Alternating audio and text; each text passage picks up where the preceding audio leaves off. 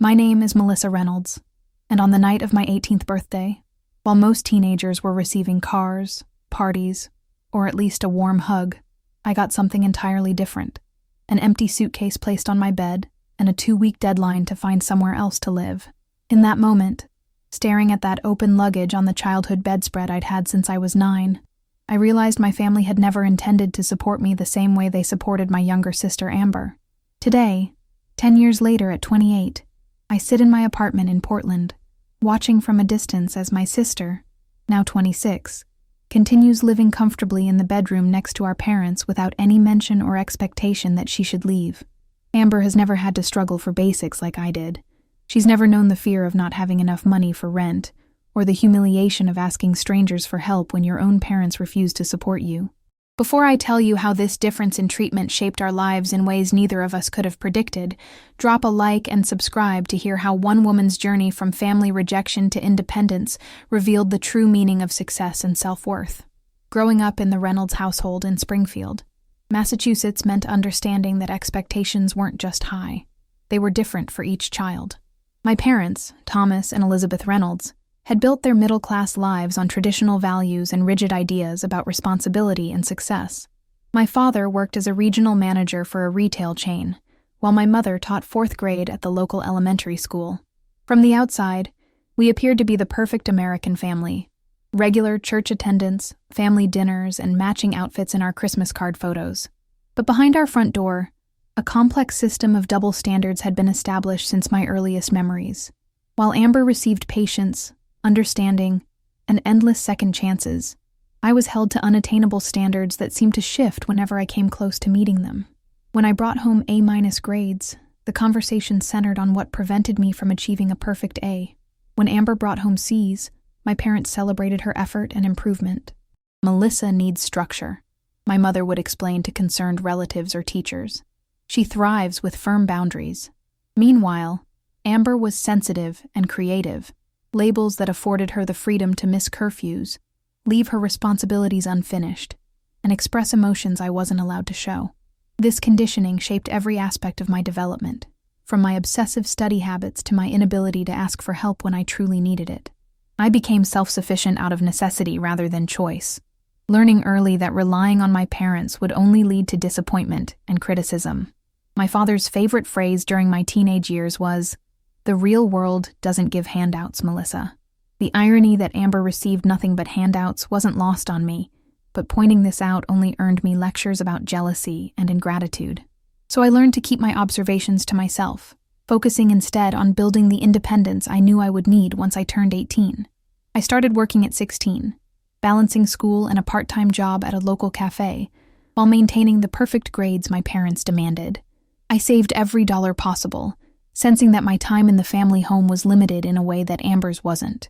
My sister, meanwhile, drifted through high school with average grades and no job, her future plans changing weekly from fashion designer to veterinarian to writer, depending on whatever caught her interest that moment. Amber is finding herself, my mother would say proudly. She's exploring her options. When I expressed interest in exploring college options beyond our local state university, my father's response was immediate. "We can't afford that, and you know it. Be practical." Yet when Amber later announced she wanted to attend an expensive arts program in New York, my parents immediately began researching scholarship opportunities and financial aid options, never once suggesting it might be impractical. The night of my 18th birthday revealed just how different our paths were meant to be. After a modest dinner where my mother had forgotten the candles for my cake, and my father spent most of the meal on his phone handling a work emergency, I returned to my room to find the suitcase on my bed. "We've been talking," my father said from the doorway, my mother standing silently beside him. "Now that you're 18, it's time for you to experience real independence. We're giving you 2 weeks to make arrangements." I stared at them, waiting for further explanation, or perhaps some guidance on where I was supposed to go. None came. Instead, my mother added what she clearly thought was helpful context. "You've always been so mature and responsible, Melissa. We know you'll land on your feet. Amber needs more time to develop those skills." The strangest part wasn't the shock or the hurt. It was how unsurprised I felt. Some part of me had always known this moment was coming, had been preparing for it since I was old enough to recognize the pattern of different expectations. "I understand," I said. though I didn't. Not really. Not then. I spent that night silently crying while researching apartment listings I couldn't afford and reaching out to friends whose parents might allow me to stay temporarily. By morning, I had developed a plan that would prevent me from becoming homeless, though just barely. Susan Chen, my best friend since middle school, convinced her parents to let me stay in their spare room for 3 months, enough time to find more permanent housing and increase my work hours, now that I would need to support myself completely. I would continue attending community college part-time, though my dreams of transferring to a 4-year university would need to be deferred indefinitely. The 2 weeks passed quickly, filled with practical preparations rather than emotional processing. My parents maintained their usual routines, offering no financial assistance, no guidance, and certainly no reconsideration of their decision. Amber, for her part, seemed confused by the development, but ultimately unconcerned, absorbed in her own social dramas and the latest boy she was dating. The morning I left, my mother hugged me briefly at the door, whispering, "This is for your own good. You'll thank us someday." My father shook my hand formally, as if we were concluding a business transaction rather than fundamentally altering our family relationship. "Call if you need advice," he said. Not help, just advice. I loaded my few belongings into Susan's car and left without looking back, determined not to let them see me break. I had already decided that if this was the real world they wanted me to experience, I would succeed at it in ways they never anticipated. Their rejection would become my motivation, not my downfall. The first year of independence was brutal in ways I couldn't have imagined, despite my preparations. I moved from the Chen's spare room to a tiny studio apartment shared with another girl from work, sleeping on a futon in what was essentially a converted closet. I increased my cafe hours to full-time, while reducing my course load to just 2 classes per semester, extending my 2-year degree plan to 4 years. Every month was a financial tightrope walk. Unexpected expenses, a dental emergency, a required textbook I hadn't budgeted for, a bus pass rate increase, could demolish the fragile stability I'd constructed. I learned to stretch meals, to find entertainment that cost nothing, to ignore physical discomforts like the persistent cold in our poorly insulated apartment during Massachusetts winters.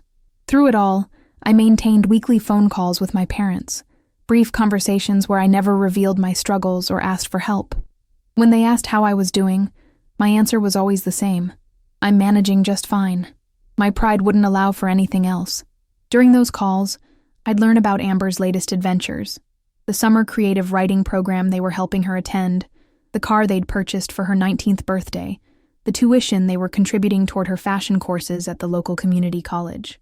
Each revelation was a fresh cut, but I never let them hear the pain in my voice. The contrast between our situations became even more pronounced when I visited for holidays. While I worked double shifts to afford a bus ticket home, Amber lounged in the comfort of her unchanged bedroom, her life largely subsidized by our parents. She dropped in and out of college programs, worked part-time at jobs she quit when they became too stressful, and cycled through expensive hobbies our parents indulged without complaint. Amber's still finding her path, my mother would explain when relatives asked about the disparity in our situations. Melissa is already so established and independent. I'd smile tightly through these conversations, swallowing the urge to point out that my establishment consisted of working 60 hours a week to afford a shared bedroom and ramen noodles for dinner, while my sister's finding her path looked remarkably like avoiding adult responsibilities altogether. By my 21st birthday, I had managed to complete my associate's degree in business administration while working full-time. I had also secured a slightly better-paying office position that offered health insurance, a luxury I hadn't been able to afford since leaving home. For the first time, I allowed myself a modest celebration, inviting Susan and a few work friends to a happy hour I could finally afford. That same week, Amber decided to drop out of her 3rd attempt at college, announcing she wanted to travel and find herself instead. My parents, rather than questioning this decision, offered to fund a 2-month backpacking trip through Europe as a reset before she tried again. The unfairness burned, but by then, I had learned to channel that feeling into determination rather than resentment. If I couldn't change their behavior, I would change what I could control, my own future. I began researching night programs that would allow me to complete a bachelor's degree while continuing to work. I applied for every scholarship available, wrote essays during lunch breaks, and met with academic advisors who helped map out the most efficient path forward. It would take another 3 years of grueling work-school balance, but it was possible. During this period, my relationship with my family settled into a distant pattern. I visited on major holidays, called once a week, and shared only the positive developments in my life, never the struggles, fears, or loneliness that accompanied my forced independence. I constructed an image of thriving self-sufficiency that both protected my pride and reinforced my parents' belief that they had made the right decision in pushing me out. Meanwhile, Amber continued living at home, cycling through jobs, relationships, and educational programs with the security of knowing she always had a safety net. By her 24th birthday, she had attempted and abandoned 5 different career paths, each time with my parents' full emotional and financial support. Amber just hasn't found her passion yet, my father would explain. The same father who had once told me passion was a luxury that came after establishing financial security.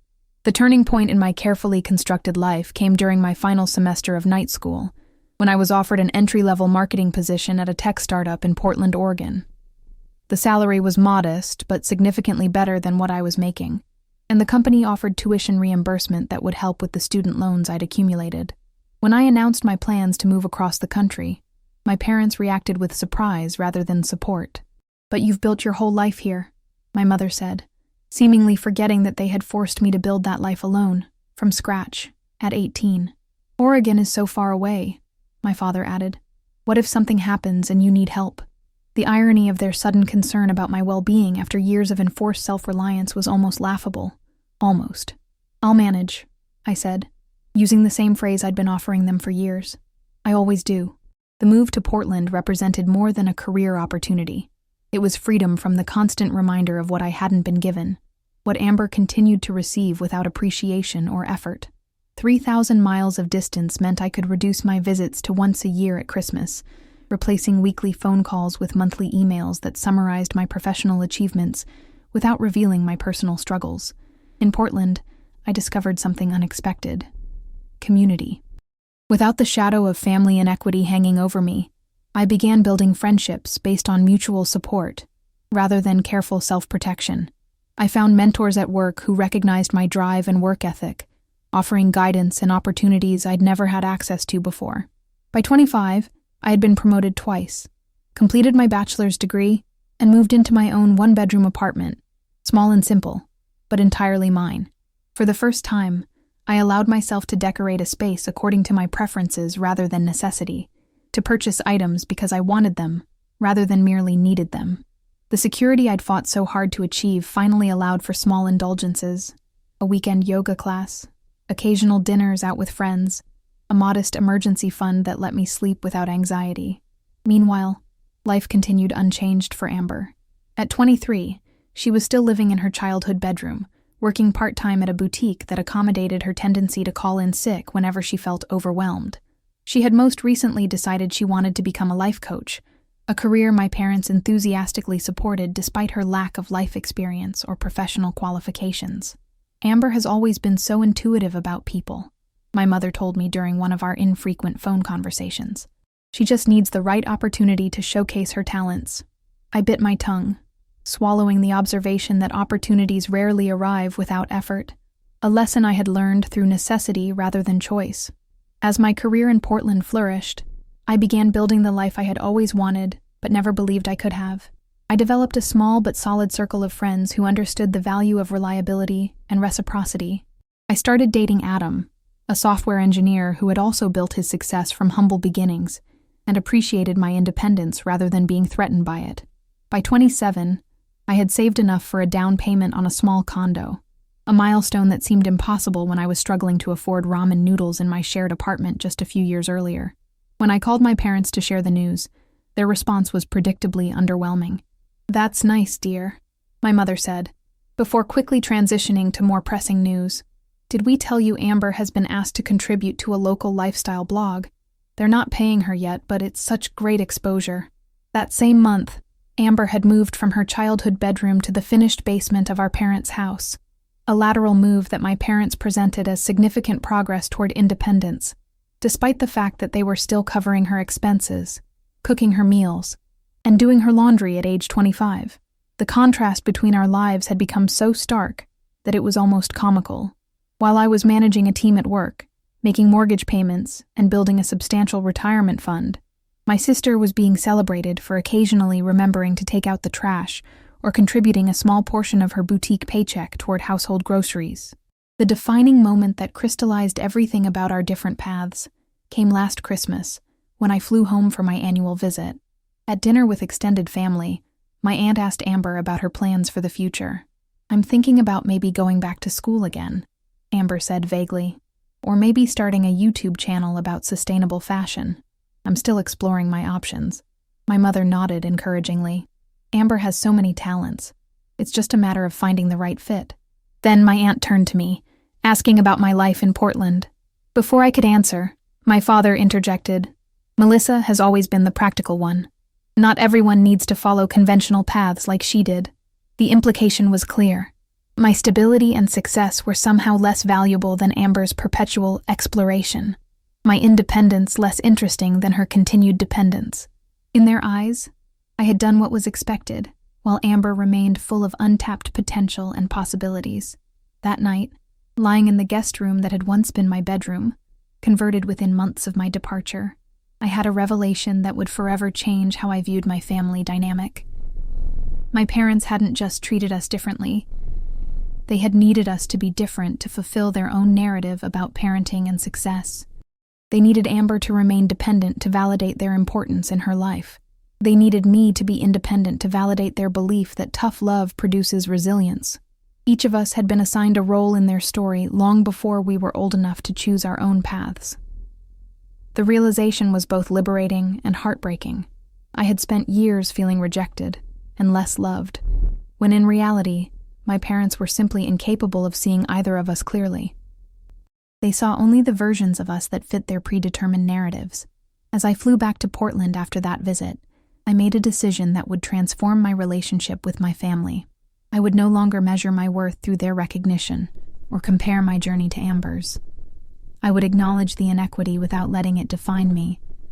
I would cultivate gratitude for the strength my struggles had built, while allowing myself to feel the grief for the support I never received.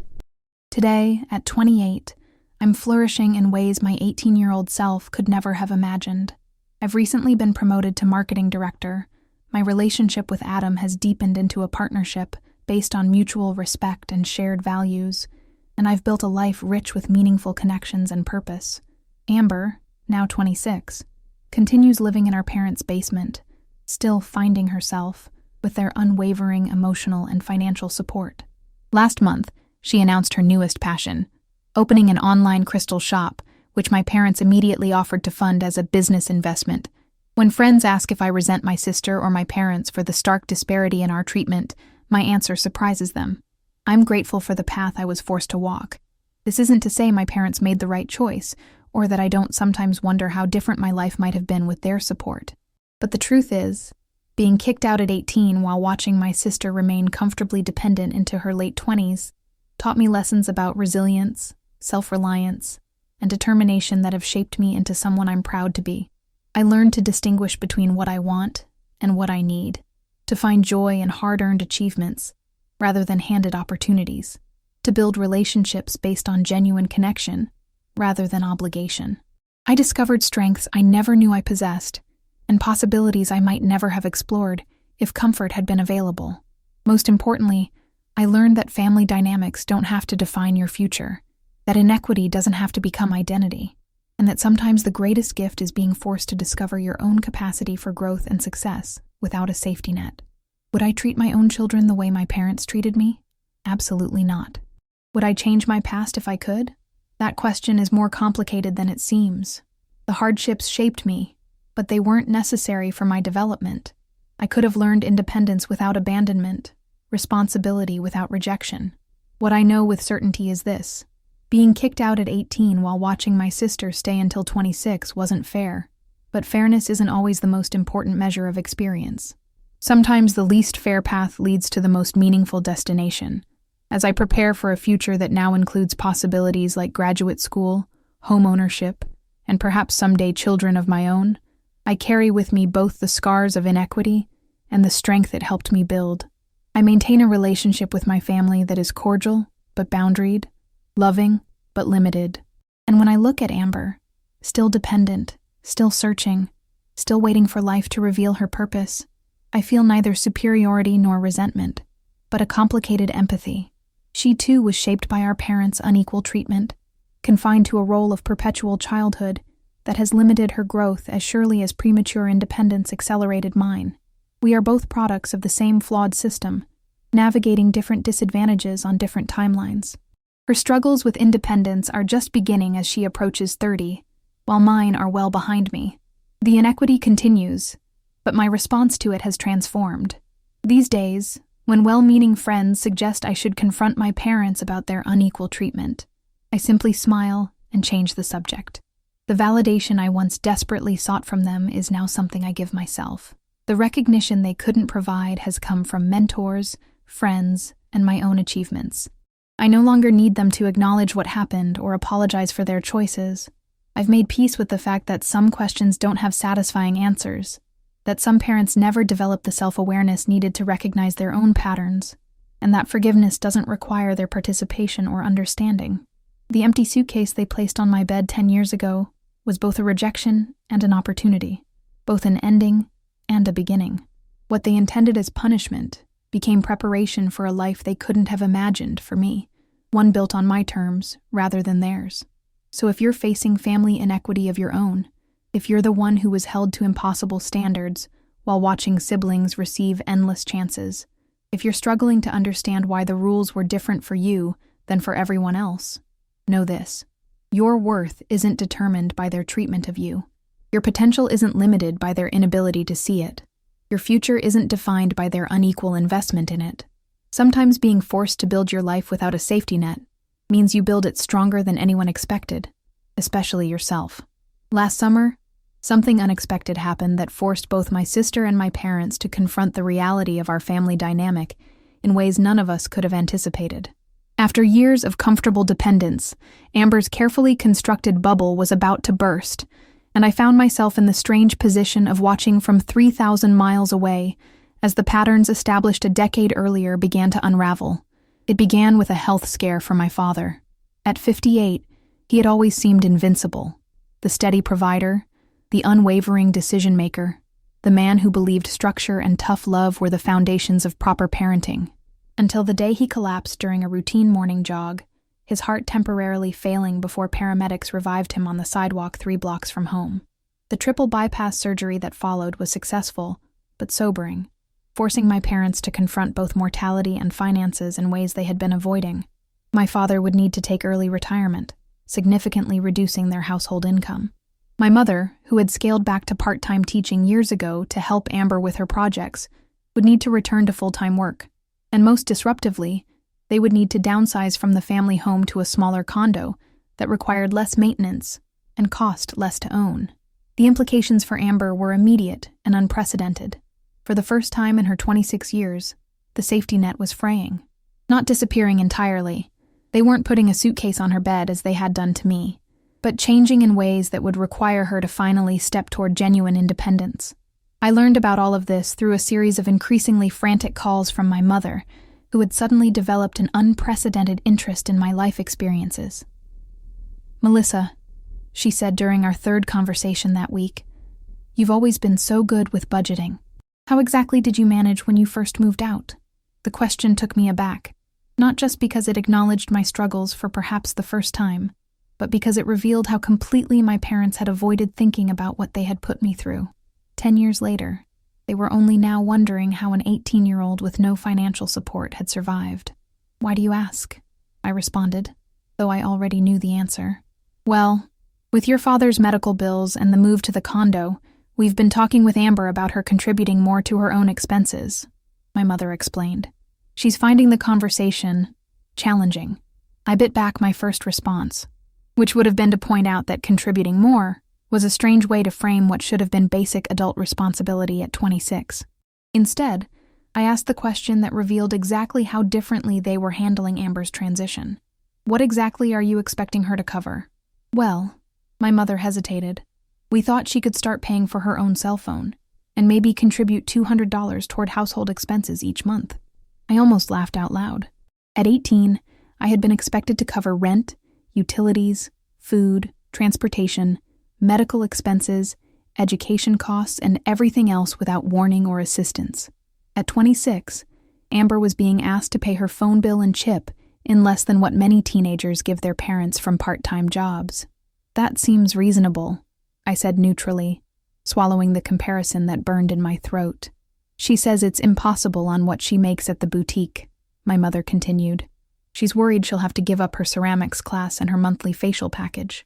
The mention of luxuries that had never been within my reach during those early years of independence sent a familiar sting through me, but I pushed it aside. This wasn't about my past pain. This was about Amber finally facing adulthood, however gently cushioned that introduction might be. She might need to find a full-time position, I suggested, knowing this basic advice would be received as radical thinking, or develop a budget that prioritizes necessities over luxuries. My mother's sigh carried through the phone line. She says she can't work full-time because it would interfere with her creative energy.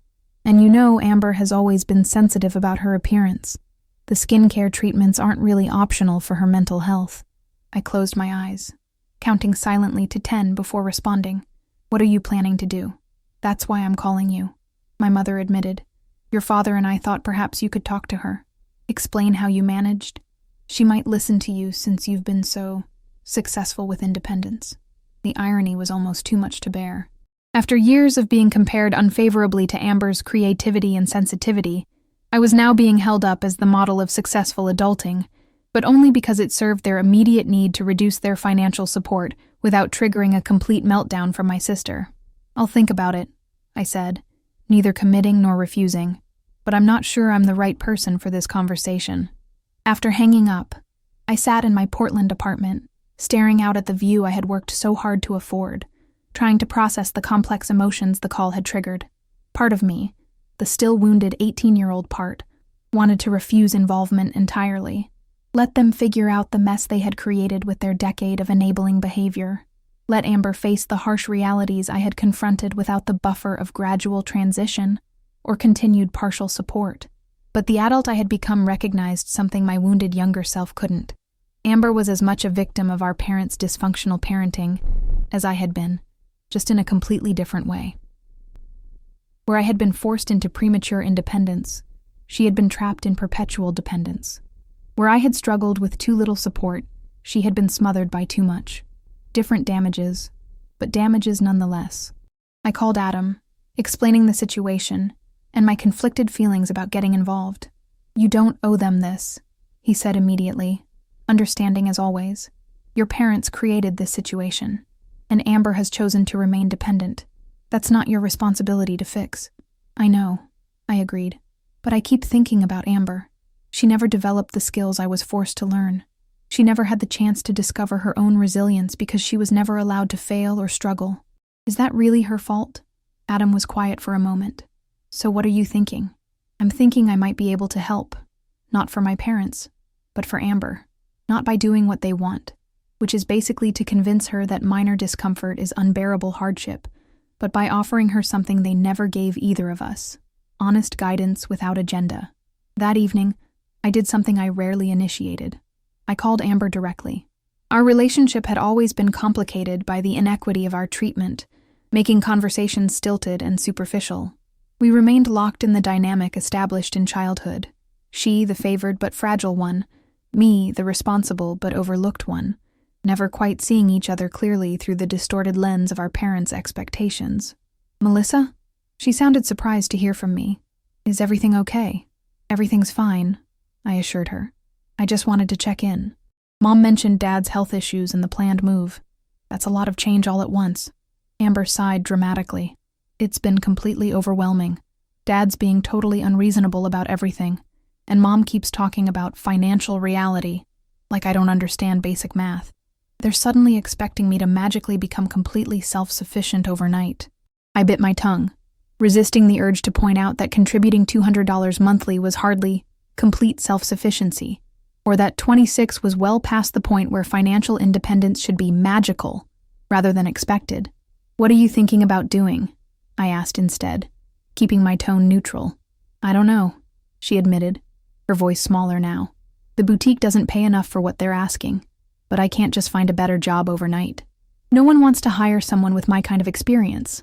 There it was, the core issue. After years of job hopping, incomplete education, and parents who framed her employment as optional rather than necessary, Amber had no marketable skills and no work history that would impress potential employers. She was facing at 26 what most people face at 18 or 22, the entry-level job market with nothing to offer but potential and willingness to learn. "What if you came to Portland for a few weeks?" The offer surprised me as much as it seemed to surprise her. "You could get some distance from the situation, and I might be able to help you put together a plan." The silence that followed was so extended I wondered if we'd been disconnected. "You'd let me stay with you?" Amber finally asked, sounding genuinely confused by the offer. "I thought you hated me." The statement hit me like a physical blow. "Amber, I've never hated you. Why would you think that?" "Because of how differently Mom and Dad treated us," she said, as if this was obvious. "They always made me feel like I couldn't measure up to you, like I was the disappointment and you were the success story. Then they pushed you out and kept me close, and it just seemed like, I don't know, like you must resent me for it." I sat down, trying to process this complete inversion of how I had understood our family dynamic. While I had seen Amber as the favored child, she had somehow experienced herself as the inadequate one, being unfavorably compared to my achievements. "Amber, I think we need to have a much longer conversation," I said. "But for now, know that I don't hate you or resent you. Our parents created a dynamic that made it difficult for us to be authentic with each other, but that doesn't mean we can't change that now." 2 weeks later, Amber arrived at Portland International Airport with 3 enormous suitcases and the shell-shocked expression of someone whose life had imploded without warning.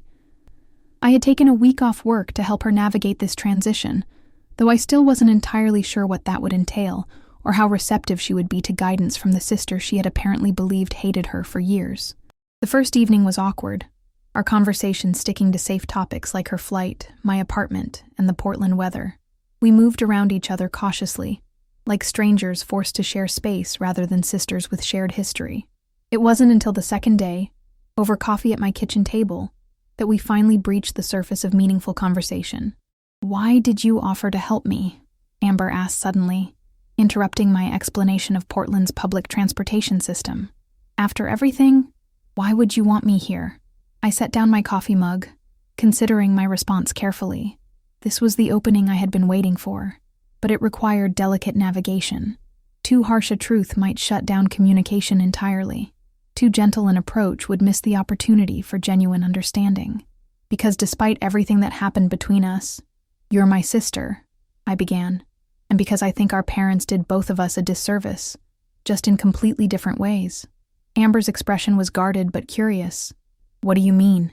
"They kicked me out at 18 with no support, no preparation, and no safety net," I explained. "It was cruel and unnecessary, and it made my early adult years much harder than they needed to be." Amber nodded, seemingly familiar with this part of the story. "But what they did to you wasn't kindness," I continued. "By keeping you dependent, by solving all your problems, by never requiring you to develop adult skills or face consequences, they prevented you from building confidence in your own capabilities. Different damage, but damage nonetheless." Amber's eyes filled with tears, but she didn't interrupt or disagree. "I resented you for years," I admitted, feeling the weight of the confession. "Not because of anything you did, but because of how differently they treated us. I saw only the comforts you were given that I was denied. What I didn't see was how those same comforts were keeping you from growing. I always felt like the failure," Amber said quietly. "You were out there building this impressive life all on your own, and I couldn't even figure out what I wanted to do with my life despite all their support. Mom and Dad would talk about you like you were this amazing success story, especially to relatives. Melissa's got another promotion. Melissa bought a condo. Melissa never asks us for anything." The unspoken comparison was always there.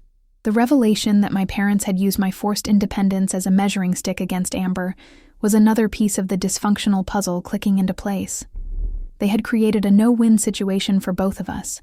Me cast out to sink or swim, Amber kept dependent while simultaneously being expected to somehow match achievements that came from my drastically different circumstances. "They set us both up," I said, the realization crystallizing as I spoke. They made it impossible for either of us to feel secure or valued for who we actually are. That conversation marked the beginning of a completely different relationship between Amber and me. Over the following days, we began dismantling the false narratives that had kept us isolated from each other, sharing our individual experiences of the same family events, and recognizing how thoroughly we had both been manipulated by our parents' dysfunctional approach to raising children. The practical work of helping Amber develop independence happened alongside this emotional excavation. I helped her create her first real budget, taught her how to build a professional resume despite her scattered work history, and connected her with entry-level opportunities through my professional network that might give her a fresh start away from our parents' influence. "I don't understand how you know all this stuff," Amber said one evening, as we reviewed different apartment listings in Portland neighborhoods she might be able to afford. "Did someone teach you?" "No," I answered honestly. "I learned because I had to. When they put that suitcase on my bed, I had 2 weeks to figure out how not to become homeless. After that, every new challenge was another sink-or-swim moment." Amber was quiet for a moment, staring at the laptop screen without really seeing it. "I'm sorry that happened to you," she finally said. "And I'm sorry I didn't understand what you were going through. You were 16, I reminded her. It wasn't your responsibility to understand or fix what our parents were doing. Still, she insisted, I should have reached out, should have maintained our relationship better. I just didn't know how, and then it seemed too late. The apology was unexpected but healing, acknowledgement of my experience from the person who had benefited most from the inequity, even if that benefit had ultimately stunted her own development. "We can't change the past," I told her, "but we can build something different now." By the end of the 3rd week, what had been planned as a short visit had evolved into a potential relocation. Amber had secured a receptionist position at a local wellness center through one of my contacts. Not glamorous work, but stable employment with health benefits and room for advancement. She had found a room to rent in a shared house with 2 other women, affordable on her new salary and available at the beginning of the following month. Most importantly, she had begun to envision a life defined by her own choices rather than our parents' limitations. Away from their influence, she was discovering aspects of herself that had been buried under years of being told who she was and what she could or couldn't handle. "I think I might actually be good at this adulting thing," she told me the evening after her job interview, genuine excitement in her voice for perhaps the first time since her arrival. "It's scary, but not in the paralyzing way Mom and Dad always made it seem. More like exhilarating." The transformation in just 3 weeks was remarkable. Without our parents' constant messaging about her fragility and limitations, Amber was beginning to recognize her own capacity for growth and resilience. She was making plans, taking initiative, and approaching challenges with determination rather than avoidance. When it came time to call our parents and explain Amber's decision to relocate permanently to Portland, I offered to join the conversation for moral support, but she declined. "I need to do this myself," she explained. "If I'm really going to start fresh, I can't keep falling back on others to handle difficult conversations for me." I gave her privacy for the call, but remained nearby in case she needed support afterward. When she emerged from the guest room 45 minutes later, her eyes were red, but her expression was resolute. "How did it go?" I asked. "About as well as you'd expect," she replied, with a weak smile. "Dad said I was being impulsive and making a huge mistake.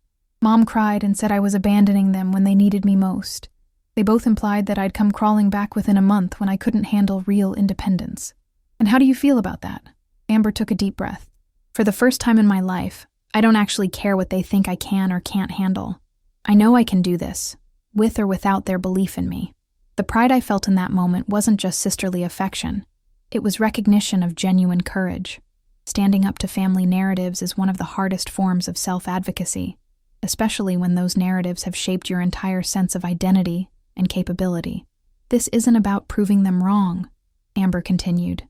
"It's about finally figuring out who I am when I'm not being defined by their expectations or limitations. I need this for me, not for them, or against them." The maturity in that statement, the ability to seek independence for personal growth rather than rebellion or validation, showed me that Amber had depths our parents had never allowed her to explore. Behind the sensitive, creative, fragile labels they had assigned her was a person with genuine strength and insight, finally emerging from decades of stifling protection. The following month brought significant changes for both of us. Amber moved into her shared house and began her new job, navigating public transportation, workplace dynamics, and household responsibilities with determination, if not always confidence. There were tearful phone calls and moments of doubt, but she persevered through each challenge, building competence and self-trust with each small success. For my part, I was discovering the unexpected joy of authentic sisterhood, a relationship based on mutual support and understanding rather than comparison and competition. After years of maintaining emotional distance to protect myself from the pain of our unequal treatment, I was allowing myself to connect with Amber as she truly was, not as the symbol of parental favoritism I had resented for so long. We established a weekly dinner tradition, alternating between my apartment and her shared house, creating space to process our individual journeys and support each other through the inevitable difficulties. These conversations often turned to our childhood, to the patterns we were both working to unlearn, to the complicated feelings we still harbored toward parents who had failed us in such different but equally damaging ways. "Do you think they'll ever understand what they did?" Amber asked one evening, 6 months into her new life in Portland. "Not just to you, but to both of us?" I considered the question carefully, thinking about the conversations I'd had with our parents since Amber's relocation. Their responses had been telling. Confusion about why we would both choose to live so far away, defense of their parenting decisions, and a persistent inability to recognize their role in creating the dysfunction they were now experiencing as abandonment. "Honestly, probably not," I answered. "They're too invested in believing they did what was best for each of us. Acknowledging the damage would require them to reconsider their entire approach to parenting, to relationships, to love itself. That's a level of self-reflection most people aren't capable of, especially at their age." Amber nodded, seeming unsurprised by my assessment. "I think you're right. It's just hard to accept that they might never see it." "The most important thing is that we see it," I told her. "That we understand what happened and make different choices moving forward. Their recognition would be validating, but it's not necessary for our healing." As Amber's 1-year anniversary in Portland approached, she had achieved milestones that would have seemed impossible during her basement-dwelling days in our parents' house. She had received a promotion at work, moved from the shared house to her own studio apartment, and enrolled in evening classes at Portland Community College, working toward a degree in healthcare administration. The transformation wasn't just external. The confident, capable woman who now managed her own finances, navigated professional challenges, and built meaningful relationships bore little resemblance to the perpetually overwhelmed, directionless person our parents had cultivated through decades of learned helplessness. "I keep thinking about who I might have become if they had pushed me out at 18 like they did to you," Amber reflected during our anniversary dinner celebration. "Not that I would have wanted that trauma, but I wonder if I would have found my strength sooner." "Maybe," I acknowledged, "but maybe not. Everyone's path is different. What matters is that you found it now. Thanks to you," she added. "If you hadn't offered me a place to stay, a way out," I shook my head. "I just provided temporary scaffolding. You built this life yourself, one decision at a time." The truth was, Amber's journey had been healing for me as well. Watching her discover her capabilities had helped me release some of the bitterness I had carried about our unequal treatment. The pride I felt in her achievements had gradually replaced the resentment I had nursed for so long, creating space for a relationship neither of us had ever experienced. One based on genuine connection rather than comparison or competition. Our parents remained largely unchanged, still viewing Amber's independence as temporary rebellion and my support as mysterious interference in their family system. They visited Portland once, spending most of the trip pointing out what Amber could improve about her apartment and questioning whether my career path offered sufficient security and prestige. "They really don't get it, do they?" Amber said after they left, the observation more resigned than bitter. "They still think this is all about them somehow." "Probably not," I agreed. "But we do, and that's what matters." Last month, as Amber celebrated her 27th birthday, her second as a fully independent adult, she received an unexpected call from our cousin Jessica, who shared news that put our family dynamic in stark perspective. "Did you hear that Aunt Cynthia and Uncle Robert are finally insisting that Ryan move out?" Jessica asked, referring to our 30-year-old cousin who had been living in their basement since college graduation. "They're giving him 6 months to find his own place." Amber put the call on speaker so I could hear, both of us exchanging knowing looks as Jessica continued. They say it's because they want to convert the basement into a rental unit for extra retirement income.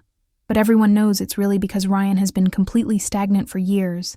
No career progress, no serious relationships, just working part-time at the comic book store and playing video games all night. The parallels were impossible to miss. Ryan, like Amber, had been kept dependent well into adulthood by parents who confused protection with support. The results were predictably similar: delayed development, lack of professional momentum, and resistance to adult responsibilities. "How's Ryan taking it?" Amber asked, genuine concern in her voice. She understood better than most what he was facing.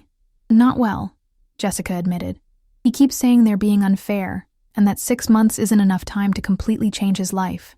Aunt Cynthia is already wavering, talking about maybe extending the timeline or helping him financially even after he moves out."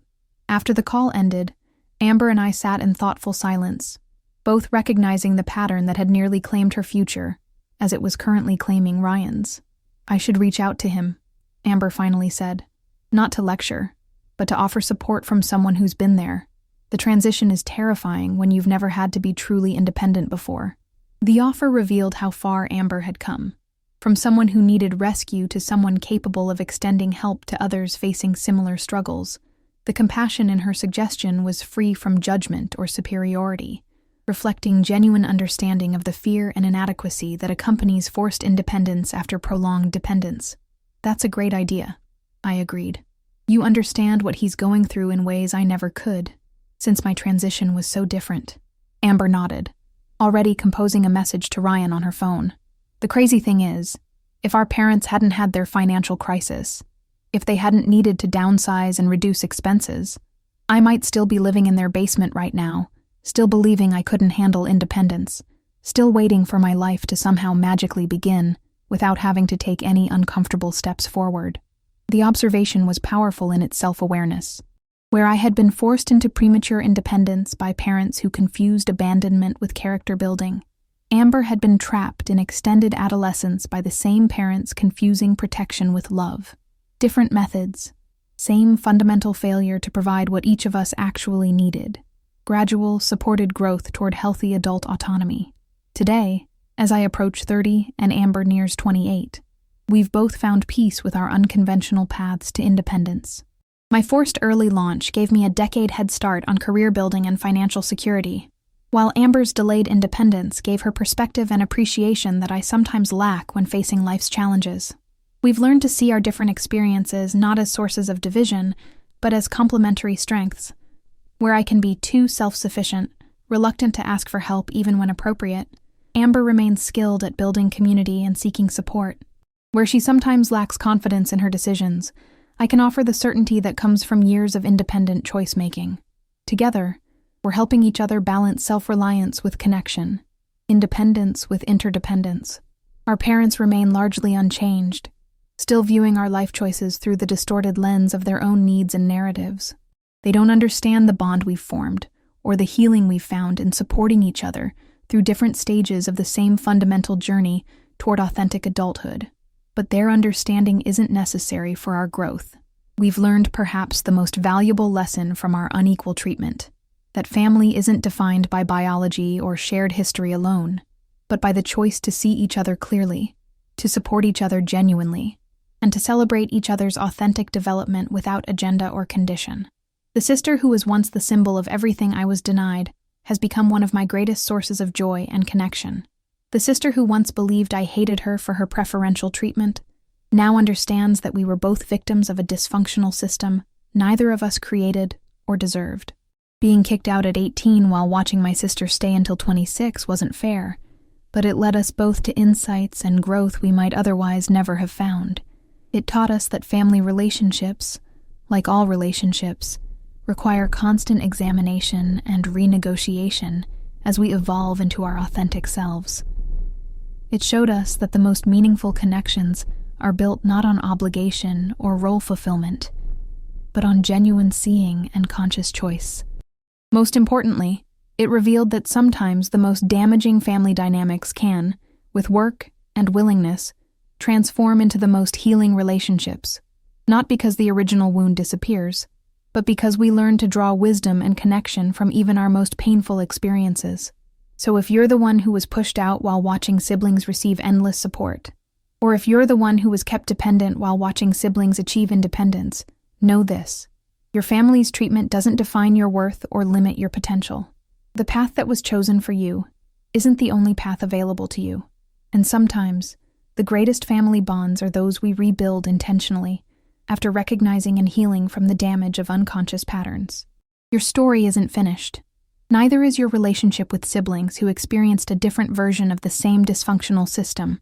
There's healing available beyond resentment, connection possible beyond comparison, and family waiting to be created beyond the limitations of what you were given. This is what Amber and I have found, against all odds and expectations. This is what's possible when we choose to see each other clearly, support each other genuinely, and love each other not for who we were told to be, but for who we're courageously becoming.